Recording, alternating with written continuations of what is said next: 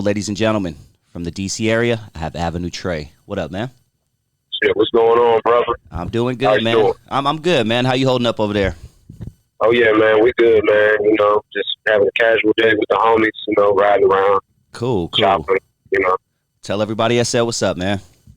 hey, everybody said what's up, man. Yeah. Everybody said what's tracking. Shout out DC, man. I gotta make my way out there this year, or next year, or sometime soon, man. You're more than welcome, man. Cool. Well, hey, let's jump into it. There's a lot I want to talk about, and specifically, I would love to discuss the Eric Holder Nipsey Hussle trial with you. Now, the verdict was in today, and he was found guilty of first-degree murder. We don't know what his sentence would be yet. They haven't announced that at the time of this recording.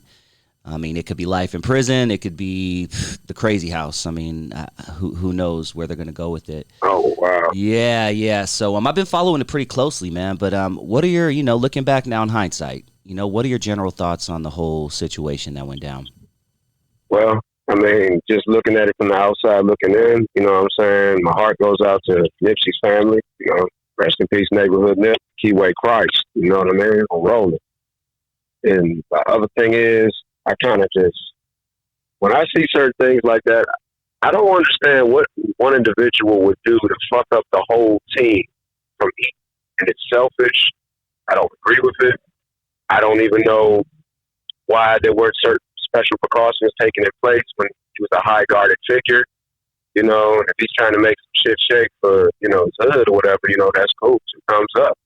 But when it comes to an individual that's just, a nigga hating on the man, from the outside looking in, it just looks like the narrative is like, bruh, just fucked it up for everybody. Like, his name is no longer going to be Eric Holder. It's going to be Eric Dick Holder. There's memes going around right now with his ass getting fucked up. He deserves it. And to be honest with you, I don't know what that man's sentence is going to look like, but on the mainland, he's probably not even awake welcome.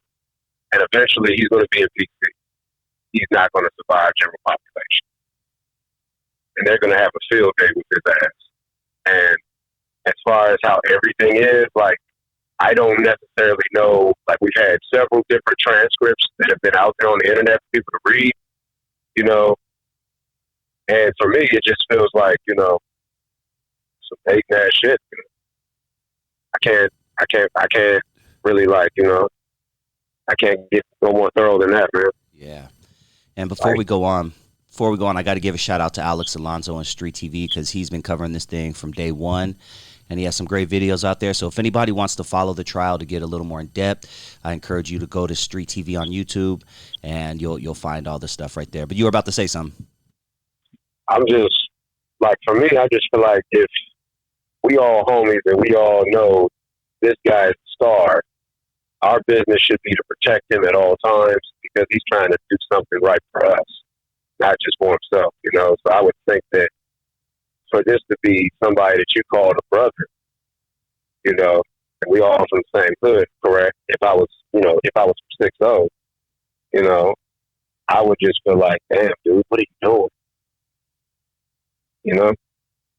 Yeah, and yeah, go ahead, man.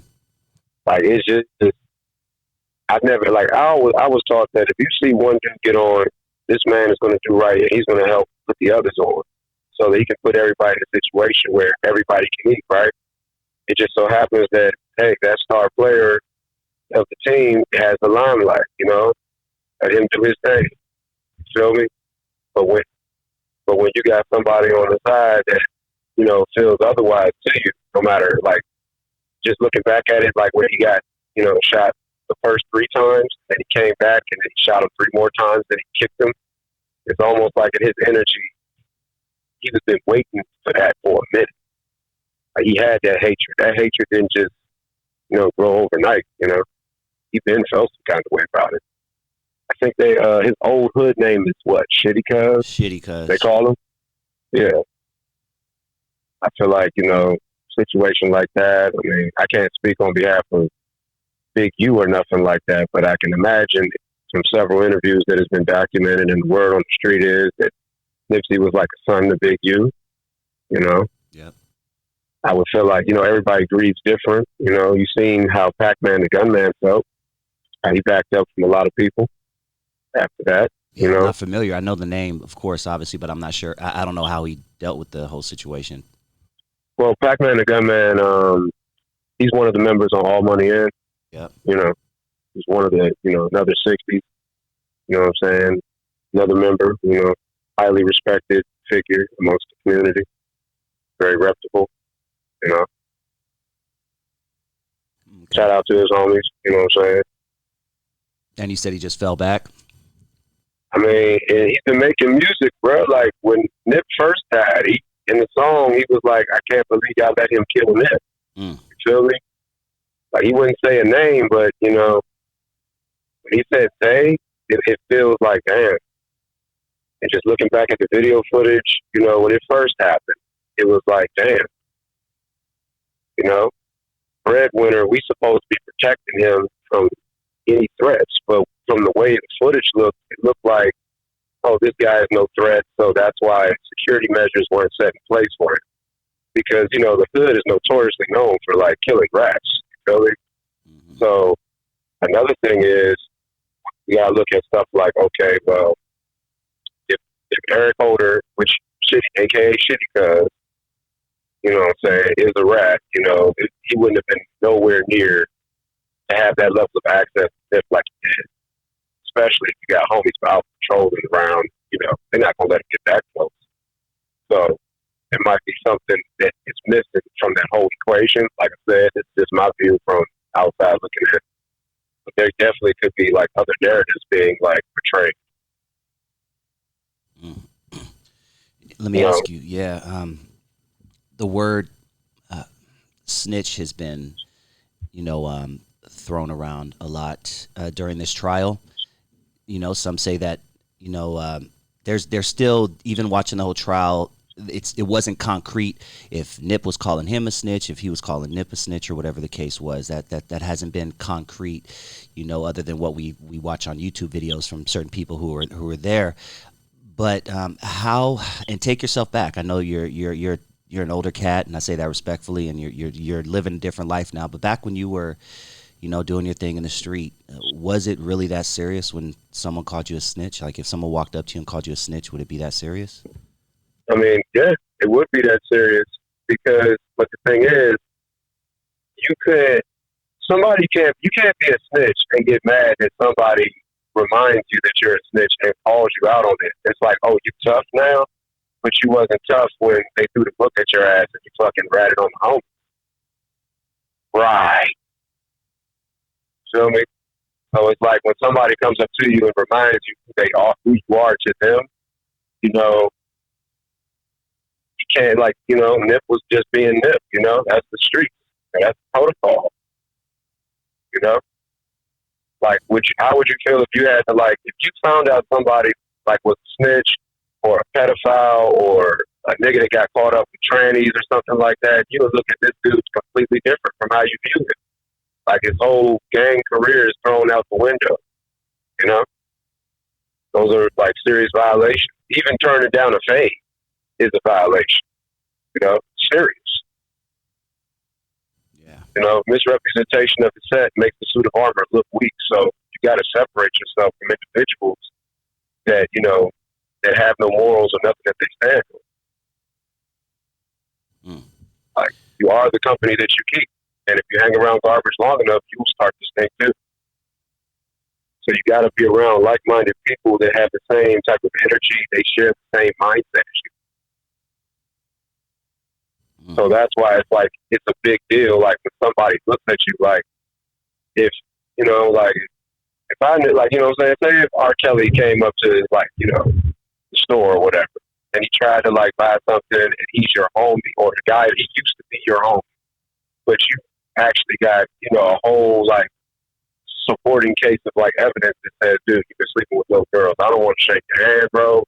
I'm not serving you. I'm not doing business with you. I don't even want to get the picture with you. Feel me? Because if I get in a picture with you or I associate myself with the likes of you, that means I condone your behavior. Yeah.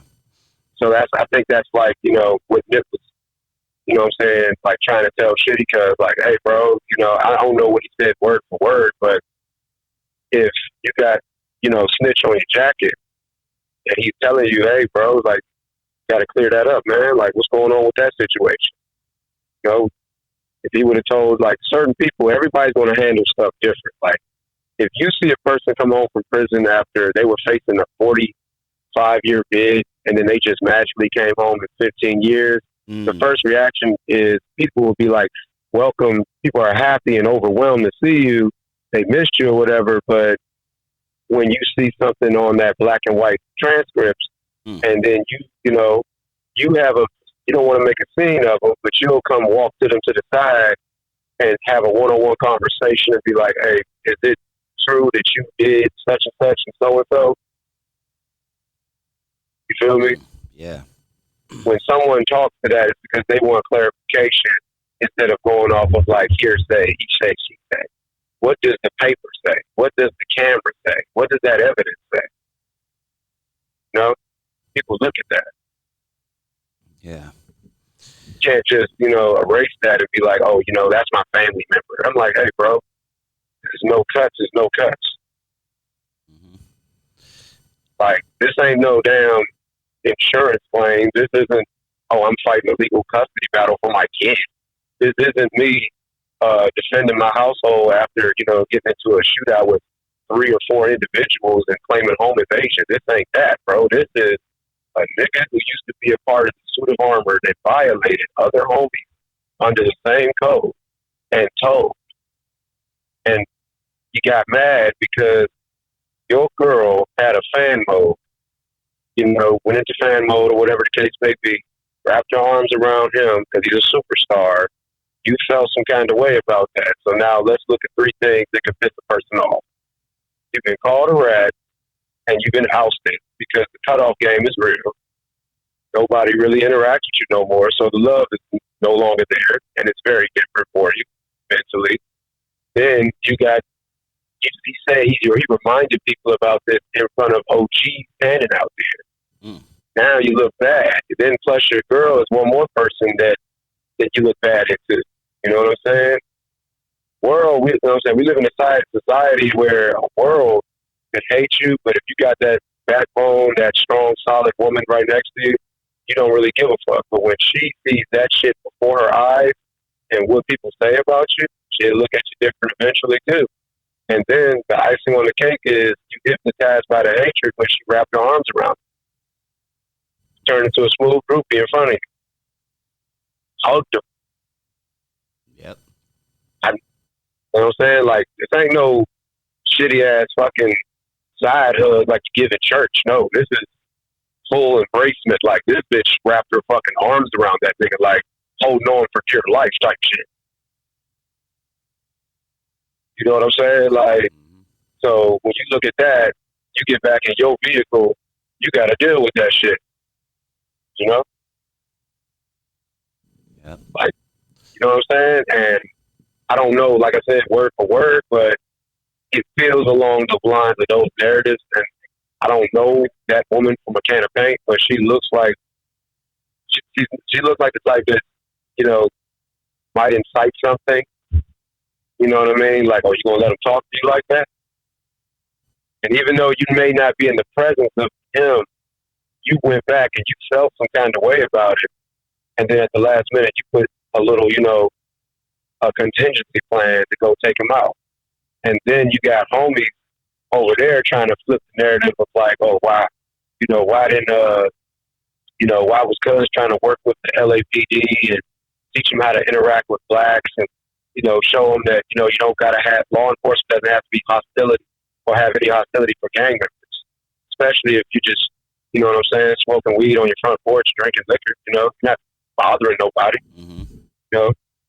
So we like, yeah, you know what I'm saying, you see the patrolmen come out in the black and white, you've seen them. When Crash pulls up, they're not going to give you the option to be like, hey, look, man, when they see y'all 10 deep congregating and shit like that, they're like, okay, it's gang activity. But the whole time, y'all are just playing music, smoking weed and drinking and having good times and playing spades and not bothering the soul. But y'all harassing us like, what the fuck did we do to you? And then you're threatening to take us to jail if we don't put out that cigarette. Yep. That's that's typical, life, in the hood. Happens every day. Let me But let me ask you because during the whole situation, when you watch the video, there's videos out there. The shots start getting fired and everybody runs. And as the video continues, the only person that is seen running toward Nipsey is Cowboy. Now, I would like to talk about Cowboy a bit and get your opinion. Because going back to snitch, the word snitch has been thrown on him as well. Because he was there and he witnessed the situation and he testified. In your opinion, what is the correct definition of a snitch? And would you put that on Cowboy? my definition, well, I got two different, definitions for both a rat and a snitch. So a rat is just something like, matter of fact, you could even quote Morgan Freeman for this one. I think he had the track with 321 Savage. Okay. Oh, yeah. A rat is somebody that basically tells on the people that he was involved with, he or she was involved with. And a snitch is just an outsider that had nothing to do with the situation that just reported it. If Eric Holder is a rat, he is no longer Shitty Cuz, which means he's already relinquished that title. So the streets are still looking at it like, on one side, niggas is looking at him like, okay, big killers, that's Cowboy, right? Getting up on the stand, still telling, on it, like on Eric, who's a former member. The thing is, like, some of them are going to look at it like, okay, telling. And then some are saying, like, well, he did that on behalf of the love that he had for Nip. You know what I'm saying? Because there's like a bunch of accusations around the Cowboy. But, I've never seen anything or any proof. The only thing I did see is video footage circulating of him testifying. So that I did see. I just feel like, streets don't really applaud. We don't really applaud justice like that. Our justice is different from civilians' justice. Yeah. Like civilians, like they have access to, do stuff like that. Part of being a gang member, we're still labeled as what? Criminal, right? Right. So criminals really, from the code of the street, we don't really have, access to that. Mm-hmm. I got you. So, and like I said before, I've heard several rumors about, Cowboy. 1 minute, some people are on YouTube going on the man saying he slept with somebody underage. That's alleged. I don't know if that's true or false. And then the next minute, it's like if Cowboy is this big snitch, like people are saying he is, and God forbid, hey, here's my whole thing. Ain't nobody put a bullet in that man. That man is out there every day. And then my other thing is, how do you catch flack from ratting on a rat? Or better yet, or telling on a rat? How does he have repercussions for that one? This guy ain't from the culture. This guy is of the culture, but this guy didn't take one from the culture. Make sense? Yep. So I think, there's going to be a lot of gangsters are going to be divided on that issue. Yeah, I've noticed that. But then again, there's gangsters that, they vouch for that boy Daniel Hernandez, as I thought I'd never see the that Gucci day. Snitch 9, you saw real gangsters like Whack 100 sit down with him and hear what he had to say. And, he caught flack from that. Just like Whack, why are you sitting down with a rat? But ain't nobody run up on this man and put a bullet in his ass, Like, there's a lot, even, what was it, that YouTuber, I think he used to be a blood, named Hassan Campbell. Oh, yeah. Yeah, so he was blood at one time. I know he was locked up in prison and he's, yeah. Even he was divided on that because his whole thing was he's looking at Tekashi like, you're just a kid that had nothing to do with this and you allowed yourself to be raptured up in this. And when people ask you this question, like, well, do you consider yourself a gang member or do you consider yourself a civilian? And most of us would agree that we consider him a civilian, pretty much Yeah. at this point. You know, Yep. just keeping it real. Yeah. Yeah. Well, now this is in the past. For most of us, I know the family still has to deal with it, and Nipsey fans have to deal with it for the rest of their life. But now that this is in the past and justice looks like it will be served, Mm-hmm. what do you think? What will Nipsey Hussle's legacy be? Uh, honestly, like it could go left or it can go right, but they say words are very powerful. So let me speak something positive into existence. I hope that the marathon does continue because there's been like I've noticed that a lot of people are really quick to come out and trash neighborhood Nip after the fact the man is not physically alive or here to defend himself, and that's unfair. You know, like there's people like I remember in the video Hassan Campbell was talking about Whack 100 shared knowledge of Nipsey Hussle with another member from '60s allegedly having sex with you know one of Nip's baby mamas. Yeah. And, Laura London was upset about that. A lot of people, when people start hearing shit about that or sharing to you and showing you like footage, even if there is footage or not footage, why bring that shit to the light now? And then when you look at, this Yeah. goes back to what we just talked about earlier, you got hating ass individuals, bro. Like it was no secret that Whack 100 does not respect Nip, does not care about Nip. That man is Pacoima Pyru, and that man is rolling 60s at the end of the day. Crip. You feel me?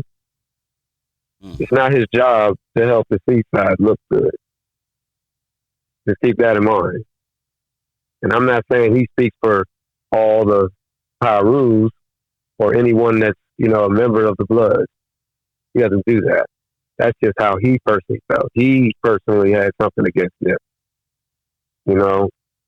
But to be honest, if people knew what type of man Nipsey was outside of just rap, and they actually looked at him from the streets perspective, we're looking at him as Little Thundercat. From his mama's perspective, he looks at Airman. You feel me? So, but to the fans outside of both the personal and the street, like the general fans just know him as Nipsey Hussle. One of the, a Crip rapper that, talks about hustling and motivate. And how, a lot of people sleep on the fact that, he did good by not just the Crips, but he did good by other Bloods and people that you would think that he'd never worked with, He even worked with the Game, whose manager, by the way, is Whack 100, Yeah. which is ironic, you feel me? Like, you got to see him work with YG, Got to see him work with Rowdy Rich, so we're going to remember Nip for all the good things that he brought to the world.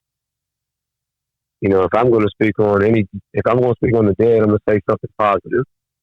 I don't really allow myself to be cultivated by, negativity from naysayers that never really supported him from the gate. And I'm not going to sit up here and pretend like was the biggest super fan because I got to keep it real. Like I knew about Nip when I heard Fly Crippin', when I heard Hustle in the House, that shit made me want to go get some Fly Crip tattoos. I ain't gonna hold you. Got inspired by that. I had 10 years to, see what type of character, he was portraying in other, roles like the movies that he did. See it from different angles, how he was versatile, how he was extremely talented, and how he could use, and I think that was dope for him to teach law enforcement on how to deal with gang members. Yeah. Yeah. Like instead of with the hostility, because most of the time we can't even celebrate Hood Day when we go up to the parks. Feel me?